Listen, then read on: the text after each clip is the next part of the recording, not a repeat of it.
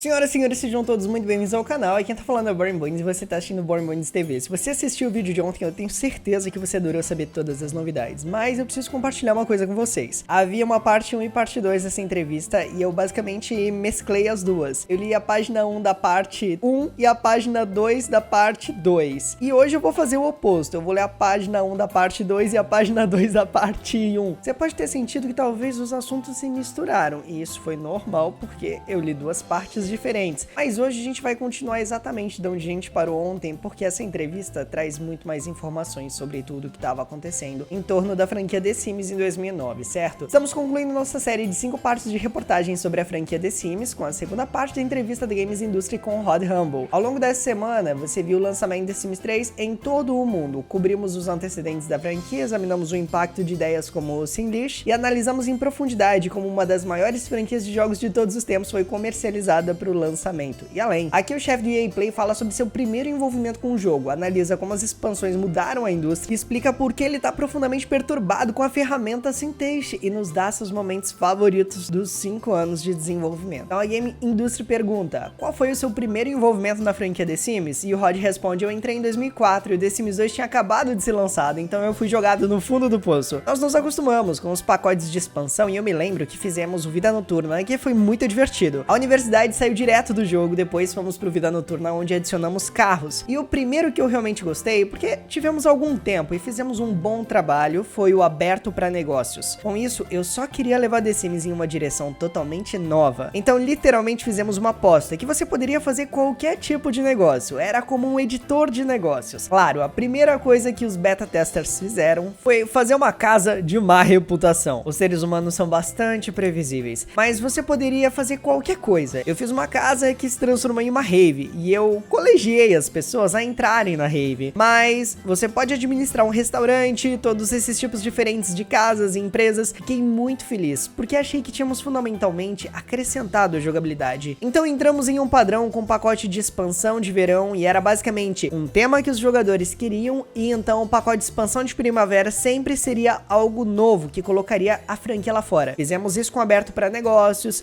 estações, etc. Então olha só que interessante que era a dinâmica de lançamento deles. No verão eles lançavam um pacote com um tema que os jogadores queriam e na primavera um tema completamente diferente. Isso deveria voltar, Maxis, tá? Então esse foi o primeiro envolvimento e meio que definiu o tom de como faríamos o negócio que estava servindo ao núcleo e em seguida certificando-se de que tínhamos pelo menos metade do nosso portfólio de produtores realmente inovando o máximo que pudéssemos e ultrapassando os limites. A Game Industry pergunta, The Sims praticamente inventou um negócio de expansão. E aí, ficou sob um pouco de pau pra toda a monetização de uma ideia de franquia, o que foi um pouquinho injusto, não foi? Olhando pra qualquer franquia agora, as expansões, DLC, sequência, é tudo uma parte assumida do negócio. E o Rod responde, eu ouvi isso ao longo dos anos, quando abrimos a loja, a Store, que permite que você compre itens selecionados de móveis, e agora com The Sims 3, eu ouço um pouquinho também. A minha perspectiva é que, em primeiro lugar, isso é algo aditivo, então, se não estivéssemos fazendo os pacotes de expansão ou conteúdo extra e cobrando por isso, não estaríamos construindo. Não é como se alguém tivesse perdendo alguma coisa. Se eles estão apenas pensando que poderiam ter conseguido de graça, eu garanto a você, eu vi o lucro e perda. Nós simplesmente não poderíamos nos dar ao luxo de fazê-lo de uma perspectiva de negócio. Ou seja, ele tá dizendo que eles não poderiam acrescentar as expansões no jogo base naquele período de uma perspectiva de negócio. A segunda coisa é que do ponto de vista do jogador, eu sempre estive no campo oposto e eu simplesmente não entendo. Eu só queria mais coisas pro meu jogo, que eu amava. Eu gosto dos meus carros burnout extras, eu gosto do conteúdo extra que eu recebo nos jogos, eu gosto do conteúdo extra em Fallout, eu gosto tanto do jogo que eu quero mais coisas. Então pra mim, eu gosto disso. E acho que pra muitos dos nossos principais jogadores, eles também diriam que adoram. Eu só acho que pros jogadores que não têm, eles sentem que estão ficando pra trás se não tiverem todos os pacotes de expansão. E para ajudar a atendê-los, ao longo do tempo que lançamos uma compilação de preços de valor, digamos, 2 primeiras expansões empacotadas por um preço mais baixo. Aqui ele tá se referindo aos bundles, né, gente? Que eles pegam, juntam os pacotes e lançam por um preço menor. Então é uma proporção significativa de jogadores que esperam por isso. Eles sabem que tá chegando e eles podem se dar o luxo de esperar 1 ano ou 2 para obter o lote de uma só vez. A maioria das vendas do The Sims 1, por exemplo, aconteceu após o lançamento de The Sims 2. Ele apenas continuou indo e indo. Com as vendas do The Sims 2 ainda vemos a mesma coisa. Eles ainda estão acompanhando incrivelmente fortes. Isso tá acontecendo na semana anterior ao lançamento de The Sims 3. Há muito valor nesses jogos. Se você comprasse a compilação de The Sims 2 agora, isso manteria ocupado por muito tempo. E eu acho que esse valor valor é reconhecido. A gente pode falar isso de The Sims 1, a gente pode falar isso de The Sims 2 e também de The Sims 3. Eu não tenho certeza se a gente pode falar isso de The Sims 4, infelizmente, né? E a Game Industry pergunta, hoje em dia, na era pós-Wii, começamos a tomar os jogos entre os gêneros demográficos múltiplos como garantidos, mas a maneira como The Sims conseguiu a divisão aproximadamente igual de homens versus mulheres era um grande negócio naquela época. E o Rod responde, olha, você colocou o dedo nisso, que é a razão pela qual The Sims é tão bem sucedido na venda de cópias, é que ele atende metade masculino e metade do público feminino. Na verdade, ele começa um pouco majoritariamente masculino no lançamento de The Sims 1 e 2, e presumivelmente The Sims 3, e com o tempo fica um pouco majoritário feminino à medida que lançamos os pacotes de expansão. Mas o fato de representar a população é um verdadeiro ponto ideal. É um jogo pra todos. Eu sei que é um clichê, mas acontece de verdade pra The Sims porque eu vi os dados demográficos, é realmente uma faixa etária muito ampla e equilibrada entre ambos os sexos. É um truque muito difícil de fazer, mas com The Sims eu acho que é como um espelho distorcido da vida. Qualquer ser humano pode olhar pra ele, em primeiro lugar eles podem se colocar nisso, o que é um grande atrativo, porque todos nós estamos interessados em nós mesmos. Em segundo lugar, as pessoas são inerentemente interessadas e gostamos de observar seres humanos, e a única coisa que fazemos deliberadamente é manter o ângulo da câmera e manter a barreira de linguagem, e fazemos com que essas interações pareçam um pouco como animais de estimação e um pouco como se fosse um simulador de vida real. Internamente, dentro do grupo de The Sims, nos referimos aos Sims como hamster com empregos, por um tempo, apenas pra realmente reforçar pra nós mesmos que temos que manter esse movimento de volta. Você tá olhando pros Sims, mas você também tá jogando com os Sims. São pessoas, mas não são bem pessoas. E se você ouvir os jogadores de The Sims falarem, eles mudarão de perspectiva no meio da frase, e será mais ou menos assim. Olha, eu consegui um emprego no meu Sim, na biblioteca, mas ele errou e foi demitido. Vai literalmente mudar de primeira pessoa pra terceira pessoa no meio da frase, e eu amo isso.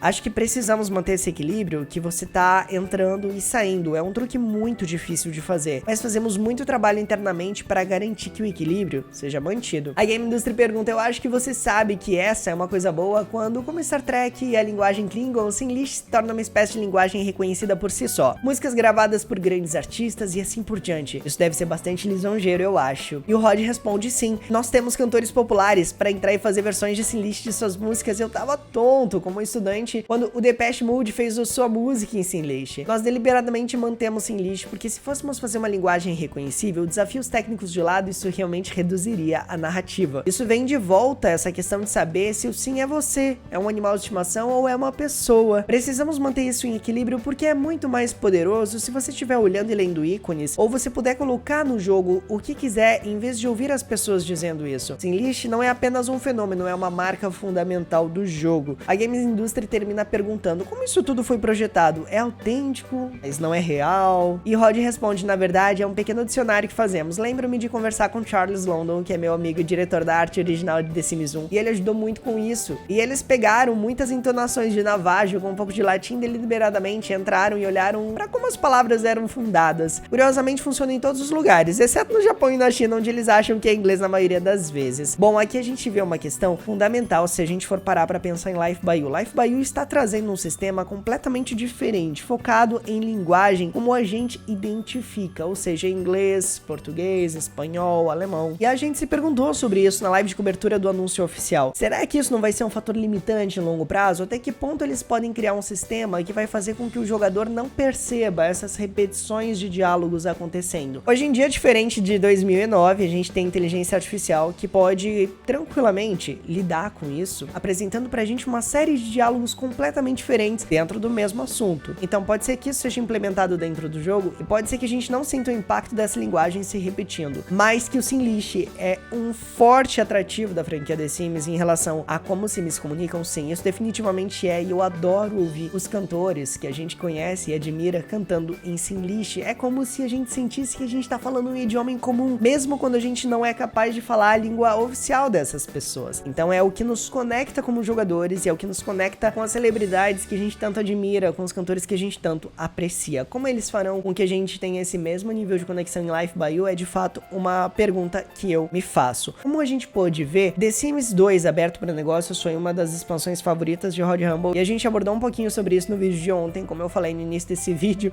e o que mais deu para perceber é o impacto que o aberto para negócios teve no dia a dia de Rod Humble, porque uma das principais características de Life by You é que agora absolutamente tudo é aberto, não existem rabbit holes, existem empresas, profissões e negócios nos quais você pode acompanhar os seus humanos trabalhando o dia inteiro. Então é interessante ver isso desse ponto, porque The Sims 3 trouxe pra gente os rabbit holes, e eu me pergunto até que ponto eles realmente eram necessários, porque se Life by You vai trazer pra gente a possibilidade de acompanhar os nossos humanos no trabalho, poxa, por que The Sims não poderia ter feito isso lá em The Sims 3? E eu consigo entender que talvez sejam as limitações técnicas da época, e talvez a repetitividade de acompanhar o seu sim no local de trabalho, e talvez até o prazo, falta desse prazo, porque The Sims 3 foi adiado algumas vezes, a falta que esse prazo fez para que o jogo pudesse ainda melhor. Agora, Life by You tendo o prazo que tem, as ferramentas que tem, e a possibilidade de você criar sua própria carreira, sua própria jornada de trabalho e o seu ambiente local de trabalho, isso mostra pra gente o quanto The Sims talvez no passado poderia ter sido incrivelmente melhor, mas ao mesmo tempo o quanto The Sims 2 fez um excelente trabalho permitindo que a gente abrisse qualquer tipo de negócio. Vocês viram no início dessa entrevista que teve gente literalmente abrindo aquele tipo de lote, cara. Vamos lá, vamos chamar de motel pra não chamar de... Entendeu? Então, assim, é muito interessante ver como The Sims dá alguma certa liberdade pra gente, principalmente The Sims 2, de fundar os negócios que a gente deseja, mas principalmente ver que Life by You vai trazer isso já na sua origem, permitindo que a gente também abra, inclusive, hotéis. Então, eu tô bem curioso pra ver o que o jogo vai trazer pra gente e como isso vai se aplicar na prática, porque na teoria é tudo muito lindo e o que realmente vai fazer diferença é a execução dessas ideias, desses projetos e a forma como os nossos humanos interagem dentro desse universo completamente personalizável. Mas eu quero saber de você hoje. O que você achou de tudo isso que o Rod comentou sobre a franquia The Sims e como você acha que isso vai impactar o lançamento de Life by You? Você acha que Life by You deveria ter uma linguagem própria? Ou você acha que esse sistema de conversação que eles estão trazendo vai ser uma inovação completamente diferente e vai vir pra ficar no futuro? E ó, se inscreve no canal e ativa o sininho de notificação porque a gente vai continuar trazendo vídeos novos e comentando sobre essas entrevistas ao longo dessa semana. A gente ainda tem mais uns dias pela frente, eu tenho certeza que você vai adorar conhecer um pouquinho mais sobre como foi o processo de construção de The Sims, porque, bom, o Rod estava lá, entendeu?